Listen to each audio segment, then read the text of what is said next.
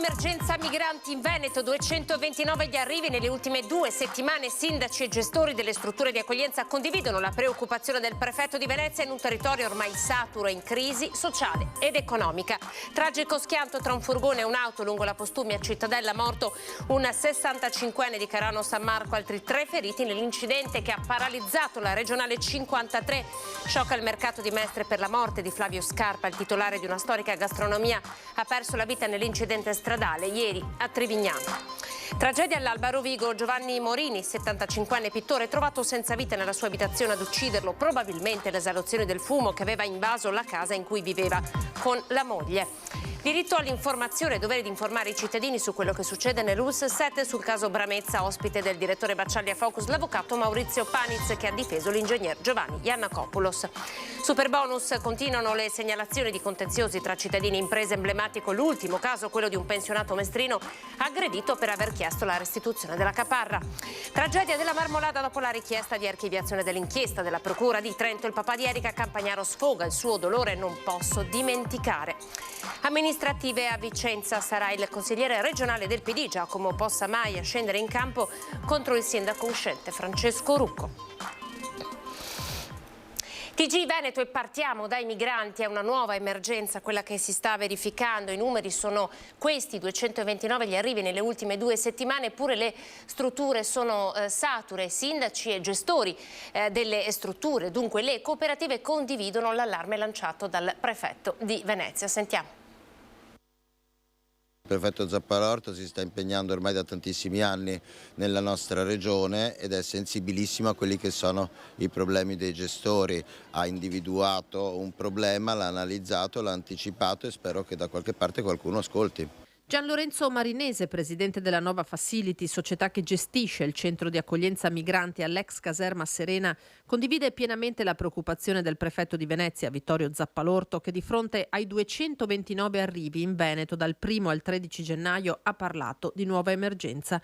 Posti a disposizione finiti non rimangono, dice, che caserme e tende. La marca trevigiana con ben 2 hub risulta un'anomalia nel panorama nazionale, ma si tratta di strutture ormai sature, visto che nelle province vicine da Padova a Venezia sono stati via via chiusi tutti i centri profughi. La caserma Serena in questo momento sta affrontando, oltre all'accoglienza dei migranti, anche l'emergenza freddo per conto del comune di Treviso.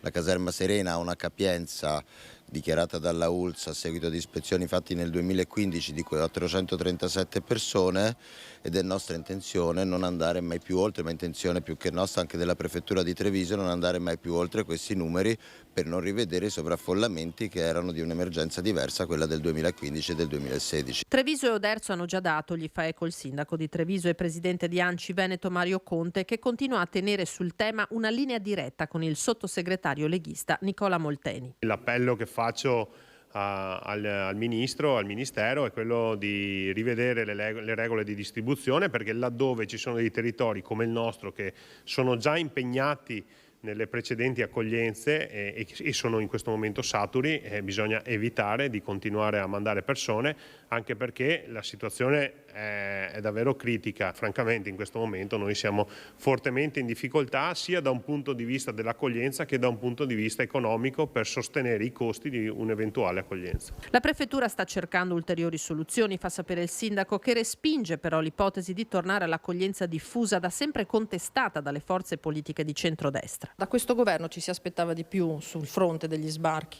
Ma no, quando parliamo di emergenze, francamente c'è sempre un lato umano e un cuore pulsante che deve dare risposta a quelle persone che, ahimè, si mettono in viaggio nel mare in un periodo invernale. Detto questo, però, dobbiamo trovare un punto di equilibrio tra gli sbarchi, che devono essere consentiti per coloro che scappano dalla guerra, anzi devono essere addirittura agevolati andando a recuperarli nei loro paesi. Però dobbiamo fermare anche quel fenomeno migratorio per tutte quelle persone che in realtà partono dai loro paesi in cerca di altre opportunità che non sono legate alla guerra. I temi della rotta balcanica e della sicurezza sono stati al centro della visita oggi a Trieste del Ministro dell'Interno Matteo Piantedosi. In particolare sui migranti il Ministro ha chiarito l'intenzione di rafforzare le riammissioni in Slovenia, strumento pienamente legittimo, ha aggiunto. Sentiamo. Riteniamo che sia uno strumento non solo pienamente legittimo, ma oltretutto doveroso riattivare e rafforzare, quindi ne discuteremo ovviamente perché è una cosa che va fatta con che è la Slovenia. Mantenere e rilanciare le riammissioni in Slovenia dei migranti sulla rotta balcanica. Così il ministro degli interni Matteo Piantedosi al termine della riunione del Comitato per la sicurezza in prefettura. C'è già una riattivazione adesso perché infatti ci sono anche dei numeri crescenti di nuove richieste che abbiamo fatto, ancora una percentuale a nostro modo di vedere non ancora del tutto soddisfacente di accoglimenti da parte della Slovenia. Riteniamo che sia uno strumento perfettamente in linea con quelle che sono le normative europee ed internazionali. Una presenza su invito del nuovo prefetto Signoriello che l'esponente del governo Meloni, accompagnato dal ministro Luca Ciriani, ha inteso come dimostrazione della grande attenzione di Roma per i problemi di Trieste e della regione. Un tema, quello dell'arrivo dei migranti, che ha visto numeri quasi quintuplicati negli ultimi 3 mesi dell'anno scorso e che secondo il ministro va affrontato con umanità e fermezza. Non c'è nessun motivo per cui uno strumento che viene applicato a parti invertite bilaterali anche su altri contesti come il confine con la Francia, il confine con l'Austria, non debba essere ritenuto legittimo con la Slovenia. Quindi ne abbiamo parlato sia per quello che riguarda il rafforzamento dei controlli, ci sono già delle proficue iniziative di pattugliamento congiunto che condividiamo con soddisfazione con la Slovenia, che intendiamo mantenere, rafforzare e rilanciare. Se del caso si è ragionato anche di questo, con il supporto di alcune tecnologie che possano ottimizzare l'impiego delle risorse umane rispetto al lungo tratto di confine. Tra gli altri temi affrontati in conferenza stampa dal Ministro, il provvedimento di prevenzione sulle trasferte dei tifosi di Roma e Napoli per i prossimi 2 mesi e il fenomeno sempre più diffuso delle aggressioni al personale sanitario, con alcuni casi recenti registrati anche a Trieste e in Regione. Questo è un tema che non è solo friulano, del Friuli Venezia Giulia, non è solo di Udine, lo stiamo registrando un po' anche in altri contesti, stiamo facendo già anche per esempio nella capitale, nella città di Roma, dei ragionamenti su alcuni poli ospedalieri particolarmente intensamente frequentati e quindi un rafforzamento dei presidi di polizia che già ci sono. La cronaca: ci sono 3 feriti e un decesso, un uomo di 65 anni nello scontro sulla strada numero 53, siamo nel comune di Cittadella, tra un Fiat Doblò e un'automobile. Viaggiava a bordo del Doblò Adriano Comin, 65 anni, residente a Cairano San Marco, morto dopo essere rimasto coinvolto in un gravissimo incidente avvenuto intorno alle 12:30 lungo la strada regionale 53 Postumia a Cittadella.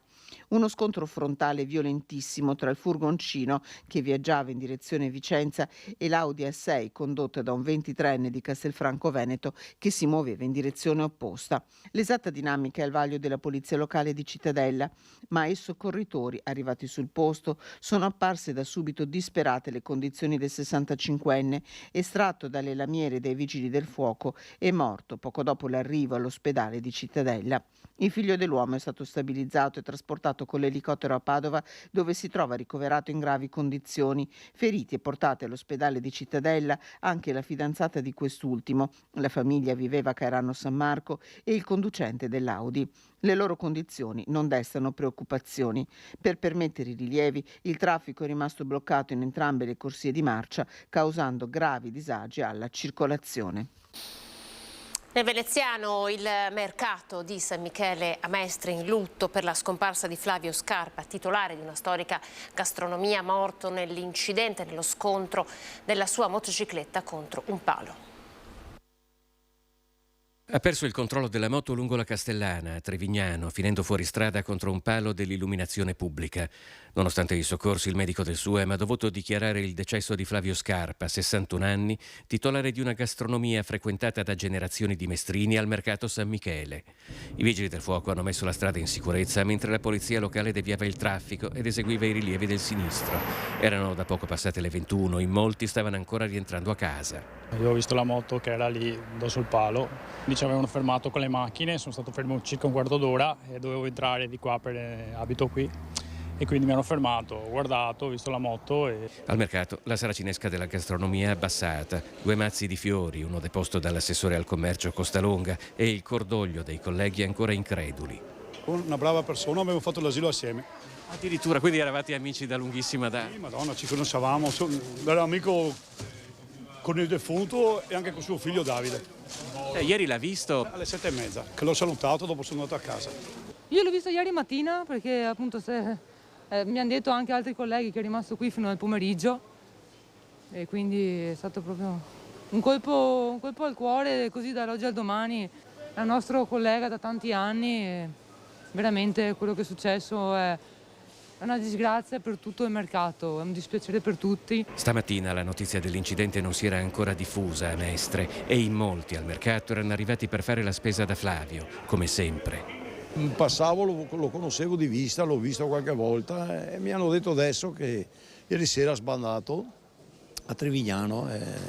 Noi veniamo sempre a fare la spesa, è una cosa sconvolgente, a dir poco, povero veramente. Come se lo ricorda? È una persona gentilissima, gentilissima.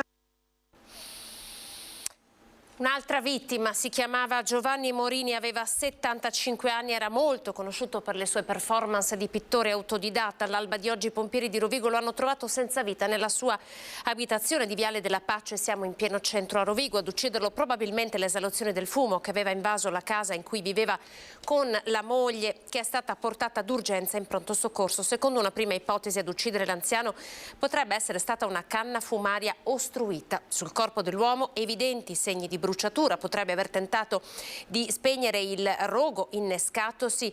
Le fiamme ormai avevano invaso l'abitazione. La dinamica dell'incidente al vaglio dei carabinieri, sul posto anche la polizia locale per gestire il traffico sulla via e consentire le operazioni di soccorso. Lievemente intossicato anche un vicino della coppia. Diritto all'informazione e dovere di informare i cittadini su quello che succede all'ULSS 7 Pedemontana. Sul caso Bramezza, ospite del direttore Luigi Baccialli, l'avvocato Maurizio Paniz, che ha difeso l'ingegnere Giovanni Iannakopoulos smantellando l'impianto accusatorio. Il legale mette in fila i vari passaggi che hanno portato al pronunciamento del Tribunale del riesame. Diritto all'informazione e dovere di far emergere una situazione legata alla sanità pedemontana senza che vi sia mai stata diffamazione.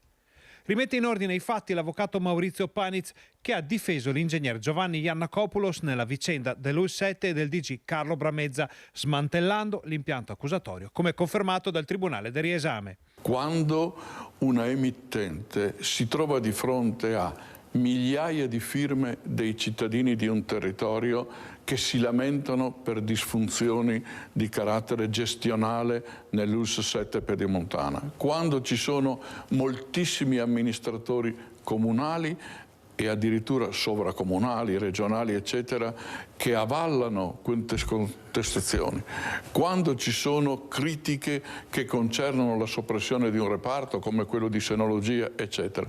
E viva Dio! Le emittenti che esercitano il preciso dovere di informare la loro comunità hanno il dovere di essere protette, non bastonate.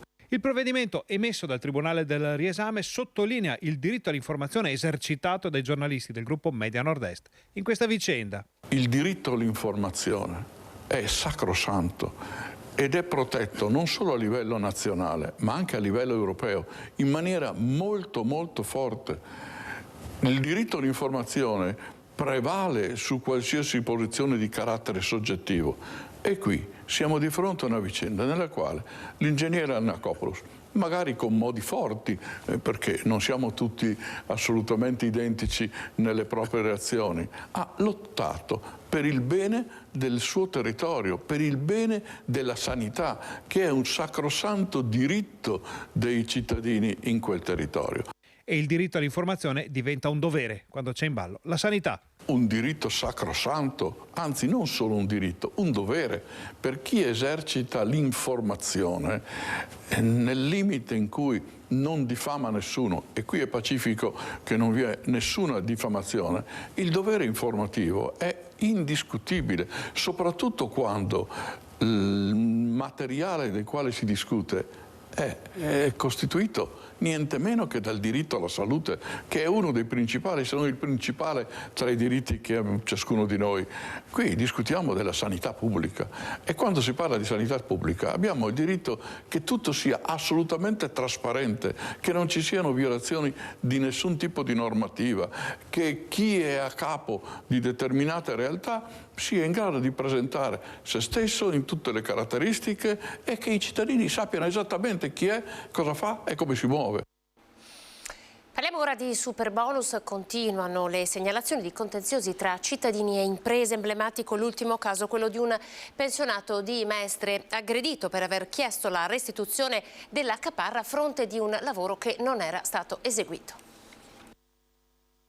Ha chiesto più volte la restituzione delle 2 caparre da 2.500 euro l'una versate ad un'azienda del Milanese per lo studio di fattibilità del superbonus 110% in 2 appartamenti, una a Marghera, l'altro a Mestre. All'ennesima rimostranza l'uomo, un pensionato mestrino, è stato preso a botte. A raccontare l'episodio è la DICO, l'associazione all'ufficio legale della quale l'uomo si è rivolto. L'ultimo addirittura ha finito con un'aggressione perché il socio che si è rivolto all'Adico è andato dall'impresa a richiedere i soldi indietro perché questo non ha mai iniziato i lavori o continuava a tardare l'esecuzione delle opere previste, a tal punto che si è arrivati a un'aggressione dove il socio si è rivolto a noi perché ha subito appunto questa aggressione da parte dell'impresario. Nell'aggressione il pensionato ha riportato piccole lesioni certificate all'ospedale di Mestre. L'episodio, accaduto a fine dicembre, è la punta dell'iceberg della difficile situazione nella quale si sono trovate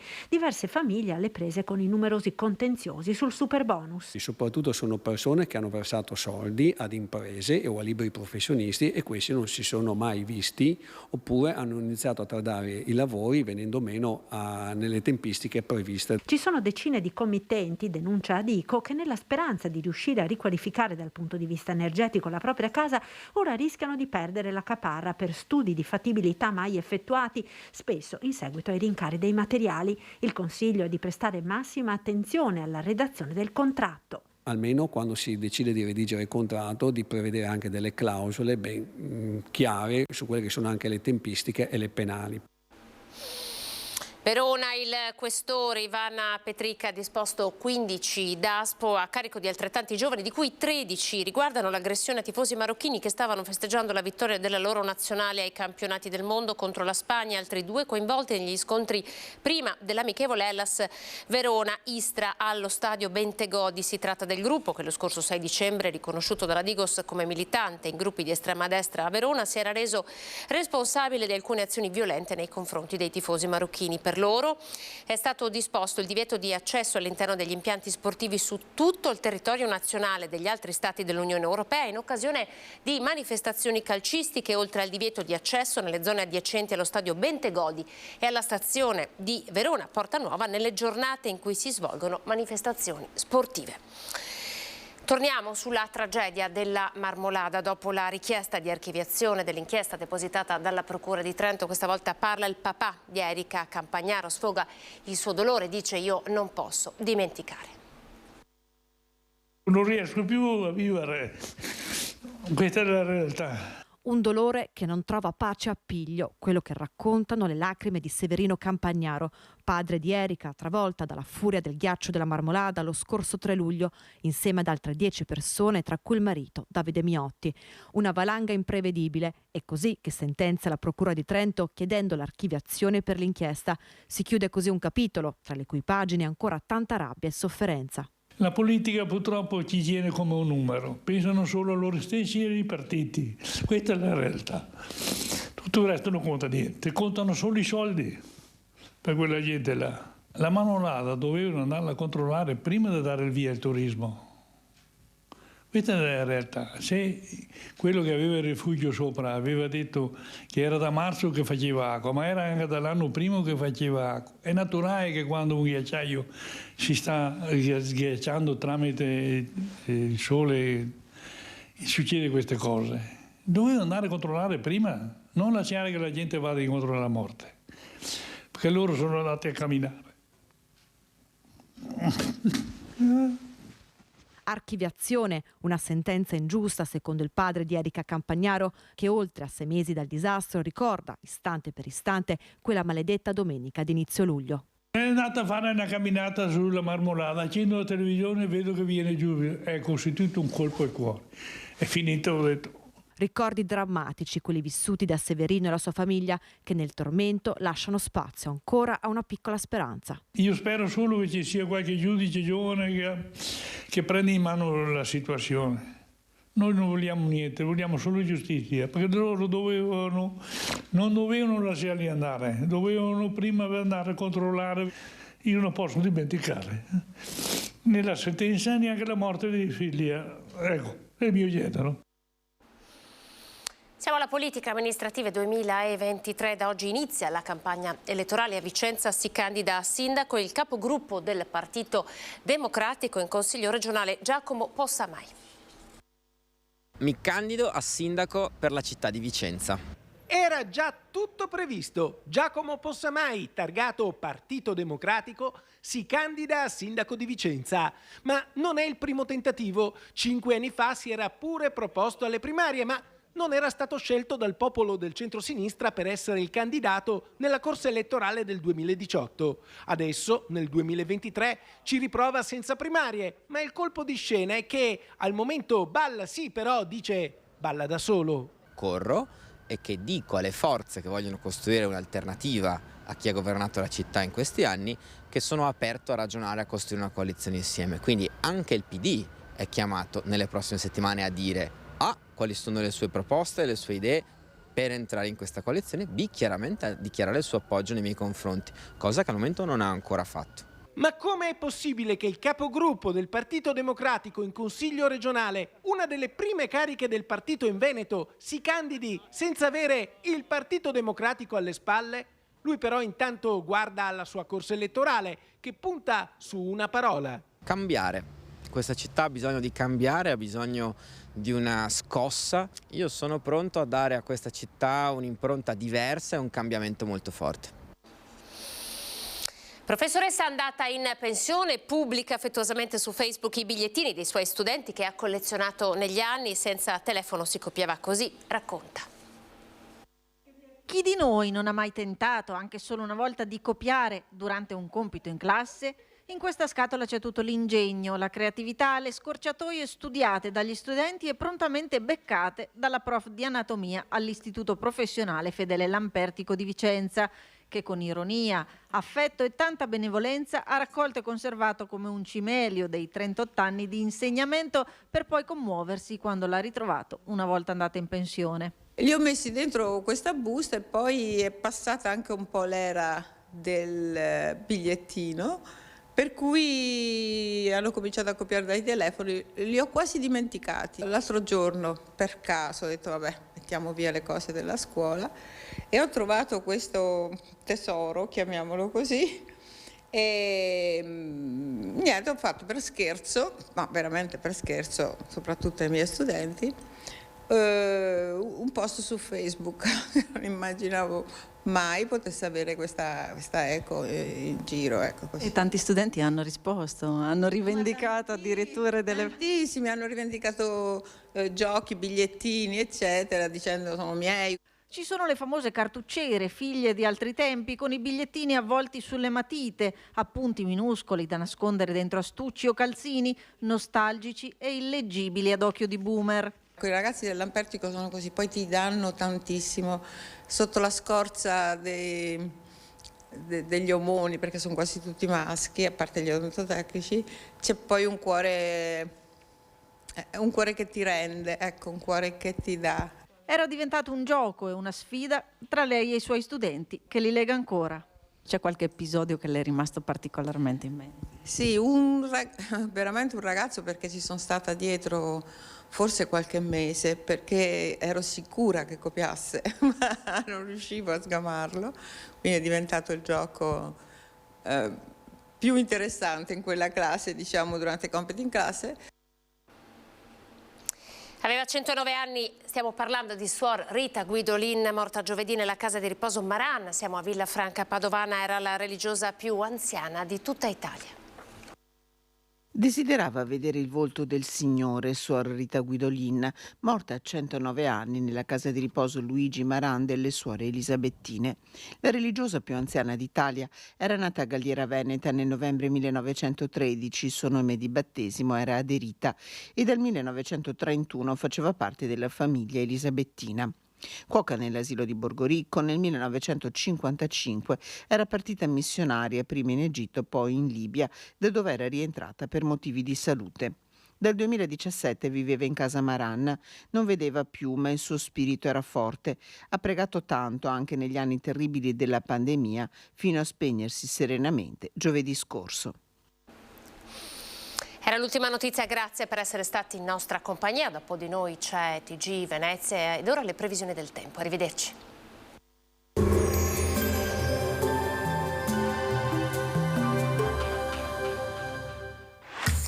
Non ammirare Vittorio Veneto, ma vieni a viverla.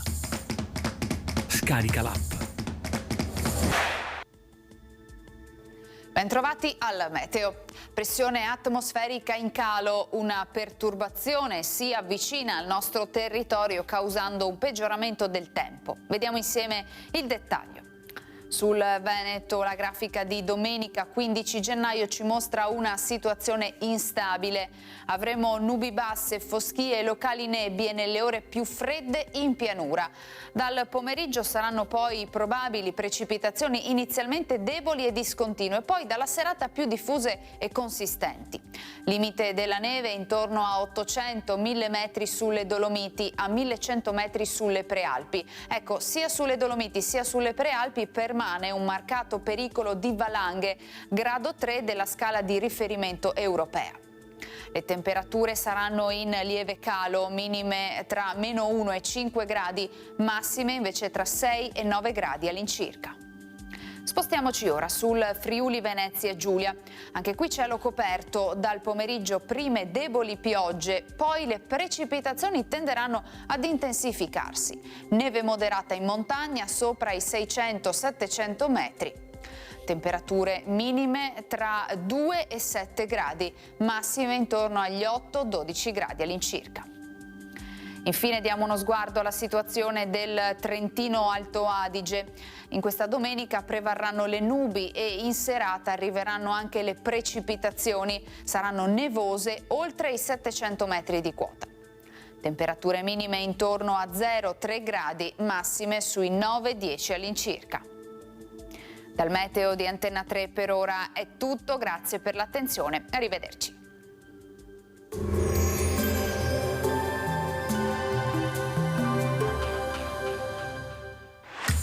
Non ammirare Vittorio Veneto, ma vieni a viverla. Scarica l'app.